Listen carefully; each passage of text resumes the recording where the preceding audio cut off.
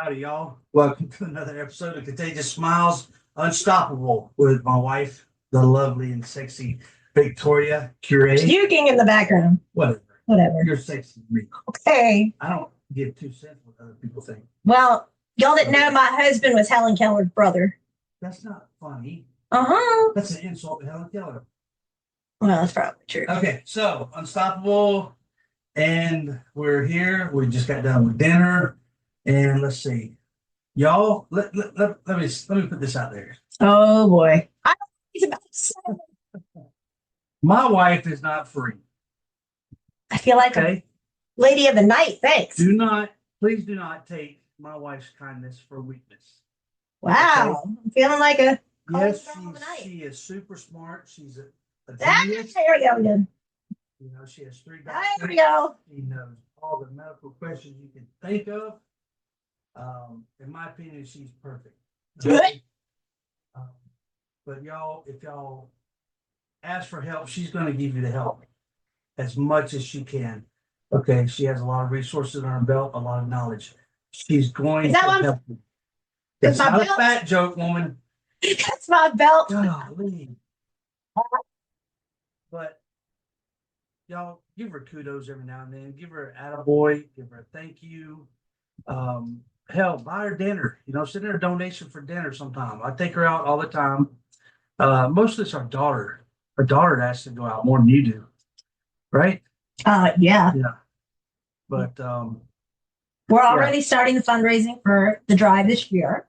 and what drive would that be? Holiday for Heroes, Holiday for Heroes. where we're collecting unwrapped brand new I'm just toys. speaking to the Where we are accepting unwrapped brand new toys for chronic and special needs, beautiful children and teenagers. Faith has been doing this since the age of 4. And as you guys all know, last year we weren't able to do this because we were fighting to keep our faith alive in every way possible, really. And so we take these donations and we take them, everybody takes care of the hospitals. We go to the long-term facilities that people don't even realize are out there. We work with the families of domestic abuse that are just starting over and have absolutely nothing. They leave with what's on their back for survival. We help them reestablish themselves. We have filled the closet of Make-A-Wish locally here. We have actually gone to pediatricians who work with lower income families and provided them with just bukus and bukus of gifts so that they can pass them out to the families around the holidays too, so that they can have something for their kids to unwrap at Christmas. Faith has never asked for the single first gift ever. She wants to pay it forward and help others. And so this is what we do every year. We have the link everywhere, and I will put it in the show notes. And like I said, we literally take the donations on our GoFundMe that we just set up separate. Because Michael and I never thought we'd have to do a GoFundMe for ourselves, but Whitney set that up for everything that we've been going through. And you never know. You never think you're going to have to do it. You never think you're going to have to ask for help. And then when you do, it's humbling, it's embarrassing, but everybody needs a helping hand once in a while. And I don't mean that because I only have one. So, ha ha ha. So I opened that for our daughter and tore off a piece. So she try it and didn't. Okay. So anyway, that is our hero for holidays. And I have to say, I'm so super excited because guess who is going to kick off our 300th episode celebrating our holiday for heroes? I am exhausted, but who do you think's going to do it? I'm so excited. Don't ruin this for me. Luke Skywalker? No. Growing up, we all had people we idolized, right? Everybody did. And growing up, I would sit with my grandparents and watch figure skating. And who doesn't love Scott Hamilton? I mean, come on. Who? Be quiet. So, Scott Hamilton, who has the best inspirational story ever. I mean, amazing. And I grew up watching this guy who did the first backflip ever, took home the gold. Inspiration, inspiration, inspiration. And you wonder, before you get to talk to someone or meet someone, are they really as nice as they appear? Are they really that much of a great person? You wonder these things. And we had the unbelievable honor where Faith got to interview Scott Hamilton. Now, Scott is and always has been one of my top three want to meet. Like, seriously, because my grandparents had cancer growing up. Who's the other two? Stay focused. James Spader? James Spader's in the top 5. Jason Statham? I don't know anymore about Johnny Jason Depp? Statham. Oh, I would love to have Johnny Depp on the show because he is a survivor and thriver of domestic violence. So who's the other two? I don't want to talk politics. I would love Politics. to have met Ronald Reagan. Oh, yes. I would have loved to have met Nancy. She wasn't in my top 5. I kind of consider them a pair. Sure. I did meet Mom George Bush, Barbara. I met Barbara when they were they were in town and there were officers working with. Anyway, so she was like a grandma making cookies. She was so sweet, and she sent me an 8x10 on my birthday and wished me happy birthday. And she was just so sweet and loving, wonderful woman. Like you wouldn't know she was first lady. So to be continued on the number 1? I would have loved to have met Jacqueline Kennedy Onassis. Oh, that's right. You did talk about her. I think my number 1 would have been Brandon Lee. Yes, you talk about him too. So now that I got you sidetracked, continue on. Yes. Anyway, Brandon Lee, because of what he went through, story with his dad, his form, his dedication, his disposition, the studying and training, like really just was amazing. And he's looking at me because I thought he was hot. That is a Scott Hamilton. thing. Anyway, Brandon Lee was a dedication to the arts, period. So, and rest in peace. So Scott Hamilton was going to let Faith interview him. And I think I was more nervous. Faith was so excited because when Faith was in the hospital, we used to watch his shows on YouTube on the phone. And it would make her laugh. She would smile and like forget about what was going on with her. So we're getting ready to meet with him. And I'm like, oh, I'm nervous, and I don't get nervous talking to anybody. But I'm wondering, is this guy really going to do everything I thought he was my whole life? And he gets on, and he is that much and more. This is a unbelievable gentleman, to say the least. Amazing spirit, amazing person, an honor for Faith and I to even have time to talk to him. He is full of life. And you can listen to the episode as we release. He's our 300th guest. When will that be? It's going to be this week. Yeah, I'm pretty excited. He survived cancer. His mom passed away from cancer. A lot of people don't know his story, and it's not mine to tell. But he was sick as a child, and they couldn't figure out why. And he went from hospital to hospital to hospital, trying to figure it out, And I love, one of my favorite things is that he told Faith how he loved being small because he said that helped him heal faster because there's not so much to heal. And this man had the most amazing way of life about him. Like, he celebrates life. He's living his best life now. I want to tell everybody that he will be at Bridgestone Arena on November 24th, and he will have lots of his friends there. If you have the ability to go, I think you absolutely should. I think it would be amazing. I wish we could go. I think it would be so unbelievable. I don't want him to think I'm a stalker. I'm just going to say that this man, I just want him to know that from the bottom of my heart, like, I really do appreciate him taking the time. We've agreed to stay in touch. He is just a down-to-earth, nice guy who fought every obstacle in front of him and absolutely won, just like Faith. They have so much in common. It was so cute listening to them talk about everything they had in common. So that was really super sweet. I'm done. Okay. But it was one of my top 3, and it's like, you just. So Did he? I didn't listen to the episode. Did he tell his story or did he touch on it?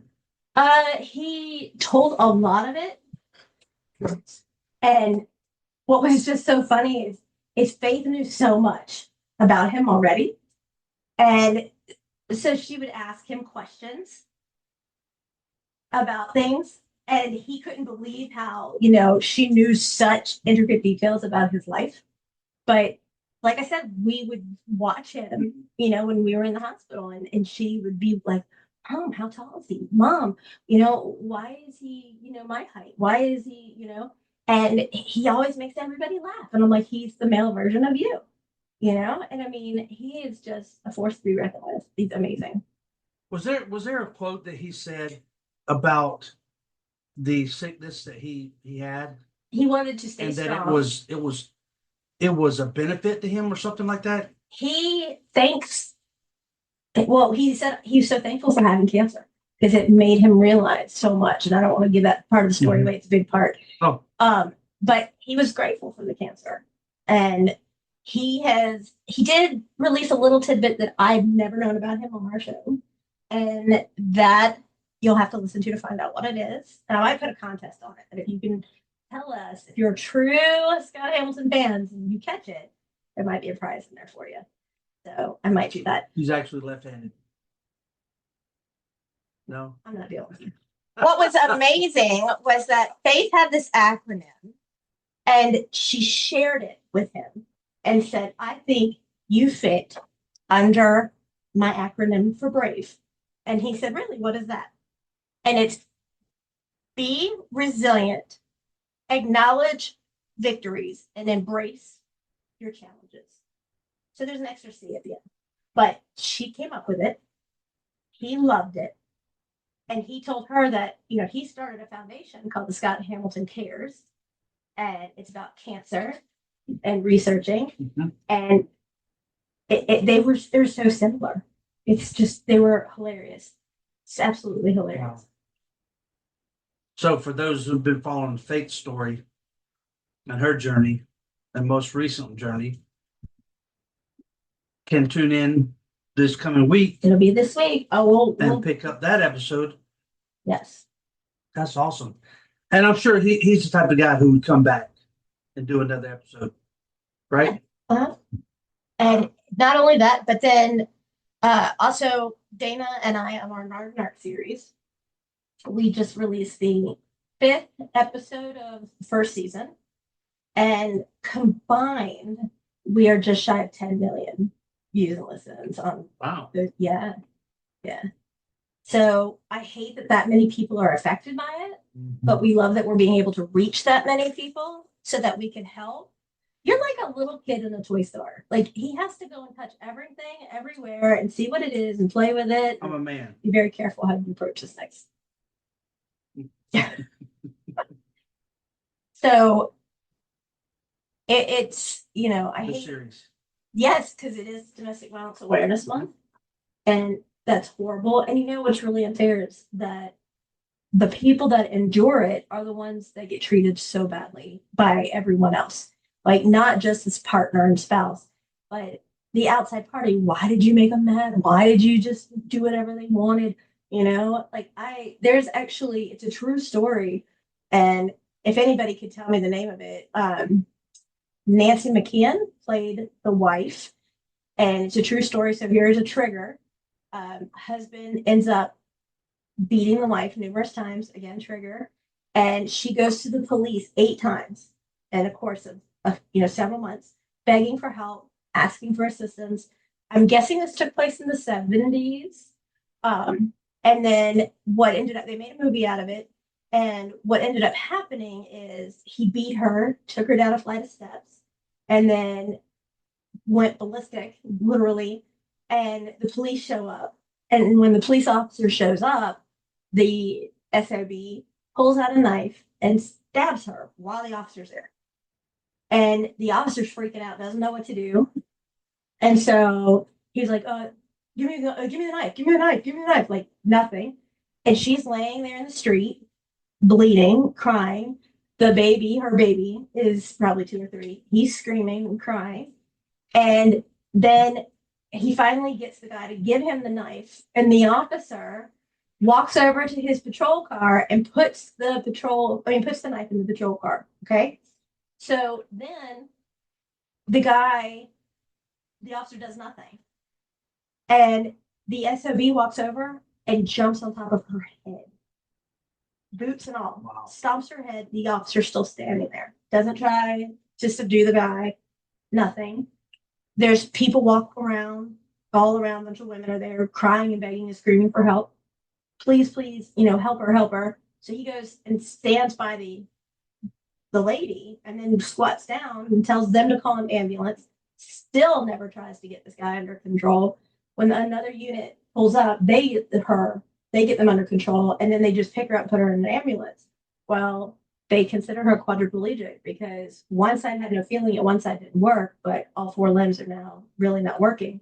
And she sued the police department for negligence because he was a good old boy and they didn't do anything really about it.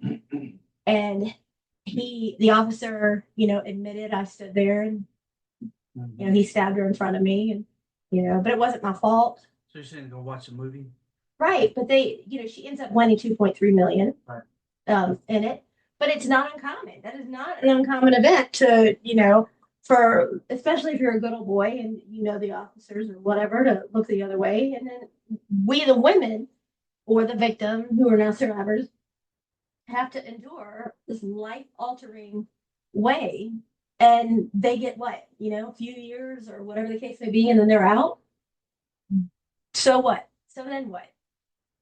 And I just don't agree with it. I think our judicial system is shit. I do, because you're going to say, oh, okay, I'll plead it down if you admit that you're guilty, plead guilty. And instead of like life, maybe you'll get sentenced for 20 years and you'll end up doing 5 and good behavior. But the person that was attacked is now in her own life sentence and will remain that way forever. So why do they get away literally? And the people who've endured the pain have to have a life sentence. It's not fair. It's really not fair. So if y'all haven't already went to Amazon and picked up my wife's book, Who Kicked First by Victoria Curie, a lot of what she just mentioned has a lot of similarities to what she went through. So please go on Amazon. Y'all grab her book up. It's a true story. And, maybe somebody will turn it into a movie, but to me, it would be a horror movie. That's all I can say. Who Kicked First? Look it up on Amazon. It's been 7+ years since I released it. Yeah. But people do look at you different. They look down at you. I can't tell you. I don't. I look at you like, well. I'm ready for a nap. No, not me. Yeah, you. Oh, I can't help it. I'm old, and I like an old man nap every once in a while. Once in a while, it's only once or twice a day. No, I have to work. You are hilarious. You played 4 hours of video games today. And I have some homework to do. Today's Sunday, so there. No. I worked outside in the yard. Did all kind of husband stuff. Have you put up those shelves that I asked you a year ago? Stand by. How long am I standing by for? It's been a year. For the rest of my life. A year. So let's talk about something, as it's Domestic Violence Awareness Month. Why do you think, as a man, that a man will stand by a woman who is abusing them? Because who wants to be known as that man who got whooped by a woman? What if it's not even a physical abuse? What if it's like a verbal, emotional, medical, and financial? Okay. Now, who am I going to turn to and say, my wife? What if people know about it? What if other family members know? Then I haven't listened to them. Mm-hmm. Okay. So what do you do? How can you help? How can I help me? How can you help an individual going through this? Oh, I would say relate stories, relate personal experiences, show that there is a different way, a better way. Um, wow, to if the woman or man is so domineering and controlling in finances and the dialogue of the day, so to speak, which probably goes on in certain countries, and that's the way they do. But here, how would I tell another man, hey, your wife is so overbearing and so controlling, she's very narcissistic, you have to leave her in order to have a happy life. You just can't go up and tell a man that, right? I told you that. Because one, he's not going to listen. Well, I told you that. Okay, and did I listen? Eventually. Eventually. For years. Years. And it broke my heart to hear how miserable you were. I mean, Right. literally. So we us man may admit it, seldomly, because that's just the way we are. But we don't cry and boo-hoo like you women. That's really that's not our outlet, right?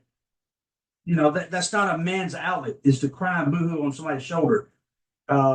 It I won't say we take a lot, but we put a lot inside and we keep it bottled up. Mm-hmm. So wow, I don't know how I would approach another man and say, look, fella, you got to do something, man. You're gonna go crazy. I don't know. I haven't run that situation, and I'm not a counselor. You are. Well, here's the thing that really also bothers me is if let's say, for instance, and we can use our case as an example. Your first, I know you just ate, sorry. Your first spouse. She absolutely has kept the kids from us, right? This is the known thing. But at one point, one of them wanted me to school them full time. And we were setting it all up and doing everything to get it set up and everything. But because they have an issue with whatever, the kids get punished. And then they see the parent that is being disrespectful and rude about the other parent. And then the kids take hold of that information and then they don't want to see the other parent because they're only seeing one side of it. And then it ends up going through the family. And it's not right. I mean, we're grown ass people, and that's what bothers me. Is even in any situation, we are grown ass people, right?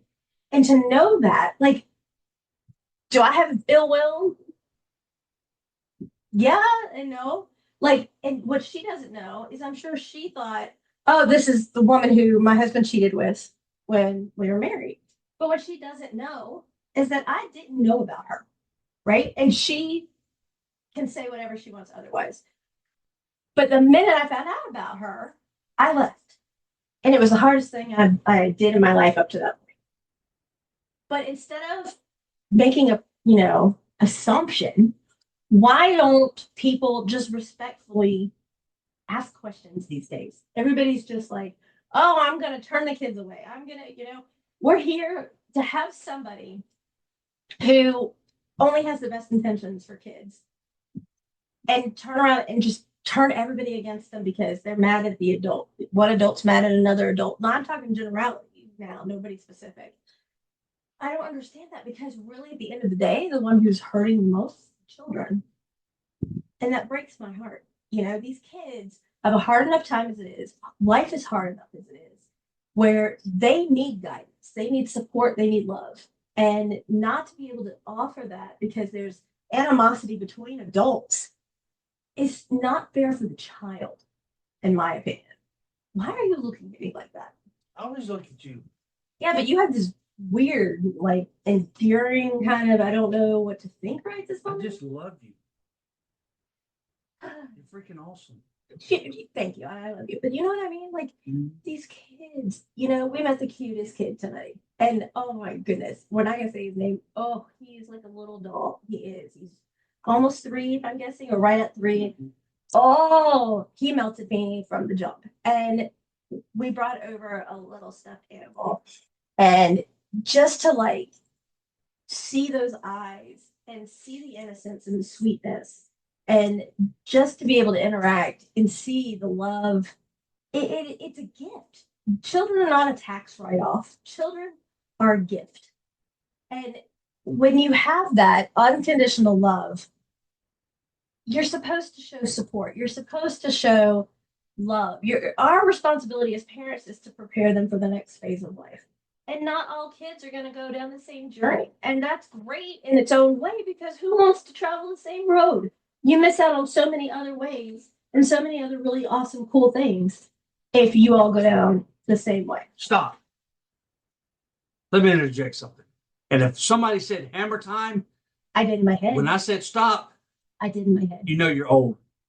Thank you. Okay, so that right there, what you said, Mhm. okay, I want to add on, don't poison the youngins. Okay, don't brainwash them. All right, to backtrack, I was married. I met the love of my life right here in front of me. I lied to her for like 4.5 years. She did not know I was married. When she found out after I told her, she left me. She broke it off. Okay. Instantly. Now, fast forward 20 something years later, about 20 years? We stayed in contact. Okay. About 20 years later, We stayed I friends. finally got my head on my ass and married her, right? Which I should have married her in the very beginning. Now, being that I had not really the first, but the first wife, that's no excuse for her to brainwash the youngins, the kids, okay, my kids, and poison them against me and my soulmate right here in front of me, right? There's no excuse for that. If you got something against me because I I committed infidelity, So did she. right? But she has But lied to the hold it kids about against that me. too. Don't utilize the kids and make them a go-between. Well, she's been lying to the kids all these years Right. too. So don't do that to your kids, folks. It really hurts them. You know, my mother did that to me and my brother, and I didn't speak to my real dad for probably 10 plus years, maybe even more, because of the lies she told me when I was a youngin'. Okay, so don't do that. So, having caught up and interjected my 2 cents, you may continue. No, that's all I'm trying to say. It's like, you never heard me badmouth her to the kids. I never have, never would. And when I met her officially for the first time, I told her, I said, look, I'm not trying to replace you. I would never try to replace you. But it'd be really cool for them to have, someone else they can confide in, someone else that they can trust and know that it's got their back and trying to be there for them. And that's it. I mean, that's I never had ill will or animosity to her, even though not only did I find out that she was married, but it cost me a lot more than you at the time. What else did it cost us? 20 years. No, beside that. Well, I don't want to say. I do. I think it's important to say. Well, then you say. Why are you gonna look at me like Because that? it would mean a lot if you actually Why? announced it verbally out No. loud. Because I need you to. Why? Because I need to hear you. Because we had a miscarriage and we lost the only baby that you and I would have had together. Because my dumbass got cut later on. And you can't have any more. So there. Thank you for saying. You're welcome. I don't like to see you triggered, crying, No, but I mean, the minute I found out, I left, and the stress of all of it caused me to miscarry. And it was a lot of stress because never in my life have I ever loved like I have with you. And I knew that you were the one. And I've never said that to her. I never told her that I had lost our daughter from it. We now have our daughter, Faith. Oh my gosh. And that is his baby girl. So let me tell y'all about her. She is such a pita. Hey, You hear that? She's in the next room. But I sat at the table tonight at our favorite pizza joint, and I told these two lovely redheaded ladies. I said, y'all make me so happy. Y'all bring joy and happiness into my life. I wish I had my other two knuckleheads with us, I do too. but they got to get their head out of their asses and stop listening to that poison. But, just because you don't have your own kids, don't mean you can't have the same or better relationship with your adopted children or stepchildren. You don't consider her Because adopted, and you don't consider her a This little stepchild. girl, I saw her when she was In the NICU. in the NICU, and Yeah. then, I'm her father. To her, I'm her father, and she's my daughter. Wait, to me, yes, I said that right. Yeah, I'm looking at a picture behind you now.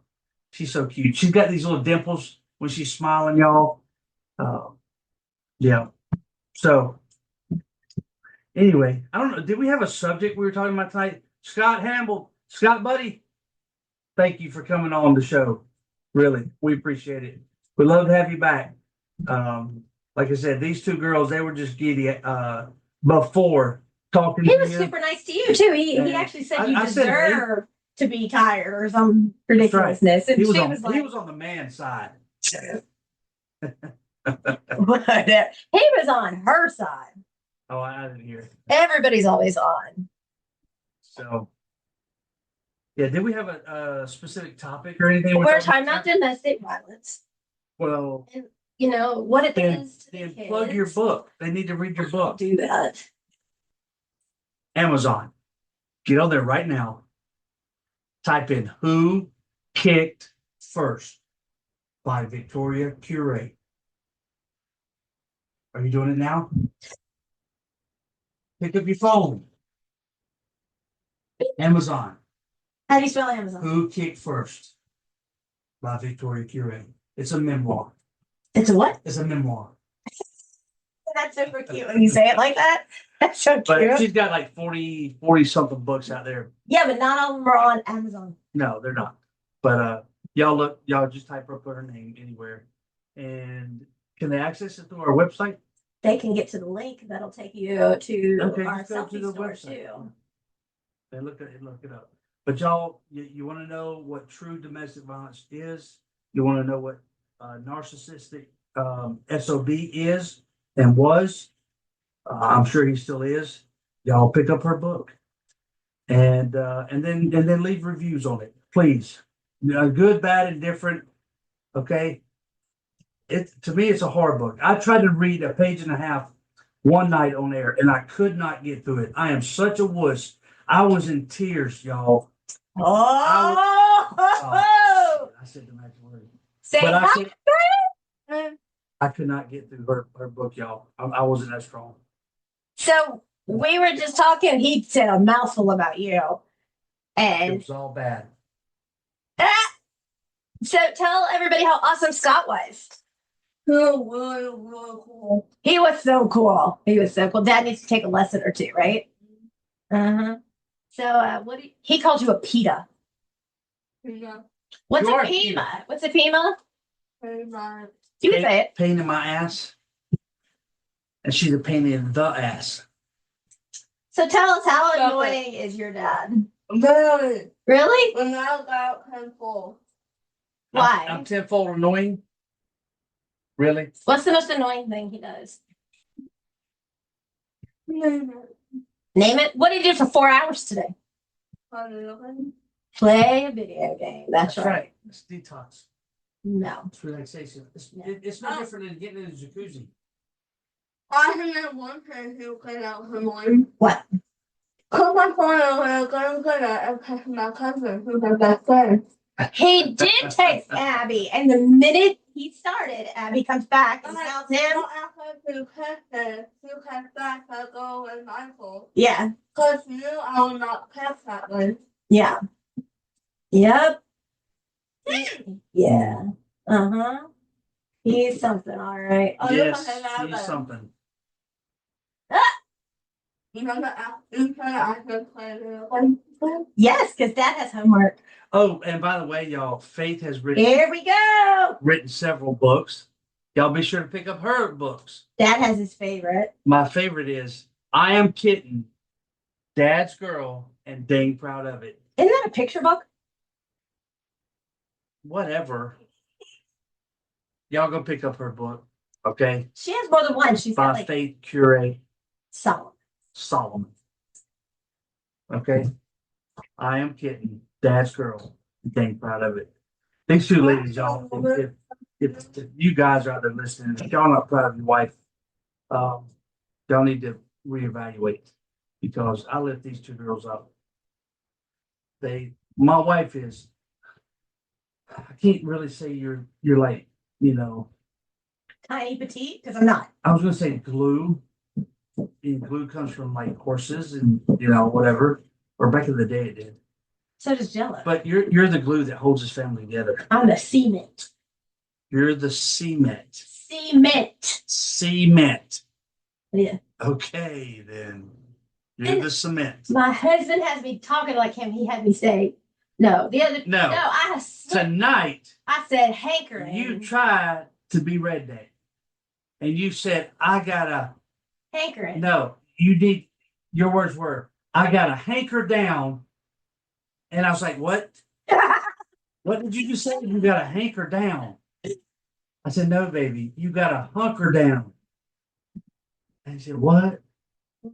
But see, this is when it gets funny. It's when I say something like, what are you talking about? But here he goes. What are you doing? We'll talk later. I don't know what you're talking about. Let's have some coffee. Come on, I'm gonna do it until you say it. How many Yankees what are you talking about? are listening? Hey, the Yankees are in the World Series. Come on, I'm gonna keep talking till you say it. Come on. What? Come No. on, do it. No. Do it. No. Do it. Those guys, come on. Do it. Do it. No. If you love me, you'll do it. Bitch, get back down south. See? He's always said that from the jump. He would always say, get back down south. Because he's trying to turn me into a little country bumpkin.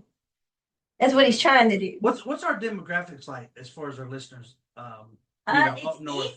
Okay, now honestly, when you and I do our shows together, Mhm. it's about 60-40 women, men.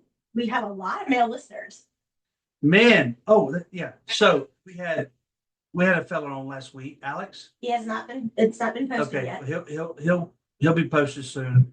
But I'll put out there men who have been abused, who are under the oppressive thumb of a female. I don't know how to word this correctly, but y'all, if y'all been in an abusive relationship, whether it's mental, verbal, physical, financial, I don't know, maybe it's their parents, maybe it's her parents that are the controlling force and just dominating your life. Come on our show.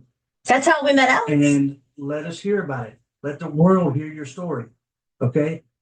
There are other people out there going through the same thing or have gone through it and come out far better. See, you asked for mail and Alex shows up. My wife and I, we've been through it. My wife has been through it more, like 1,000 times more. And we've come out better. We found the love of our life. We found our soulmate. We found the inner. Who is she? Woman, you're looking at her in the mirror. I have a mirror. Every What's a day. mirror? A mirror? Mirror. A mirror? A mirror. A mirror. Yes, a mirror.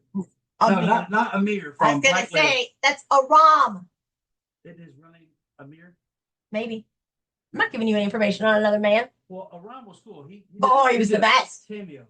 He was the It's best. in a video. Yes. He was the What's best. Aram doing now? Broadway. Broadway. Mhm. Really? Mhm. A musical? Mm. Is he singing? Really? He's very talented. Oh, Aram. Oh, ROM. Aram. Aram. You have to get back with him. And get him to get James on here. Man. James Spader, we need your attention here at A Contagious Smile. Looking podcast. for Raymond Reddington. That's right. Red. Calling for Red. We put out a contagion. But seriously, you men out there, shoot us an email and we'll respond and get you on our show, okay? We don't mention names. We don't mention locations. Here's the wife. Yes. My husband is taking us out. Heifer. I brought us in. Y'all, thank you for listening to A Contagious Smile. We appreciate y'all following, liking, sharing. and we're on like every dang platform there is. And please go get those books, Who Kicked First and I Am Kitten. Dad's Girl, and bring dang proud of it. What about the one I just released? My wife's knocking on the door. Narc Narc. She just wrote a prequel to Who Kicked First called Narc Narc, Who's There? That one is very enlightening. Okay, to say the least. I helped. Can I say I helped edit it? You proofread? I proofread, edited it. I, Go that. oh yeah, yes. Did you dedicate it to me for all the countless hours I put? Can I just ask you one question before we go? Don't say shelves. I'm not gonna say shelves. Are you ready? Yes. Are you really ready? Don't do the 900 sexy voice. Are you ready? Oh my God. Out of the 41 books that I've written, how many have you read?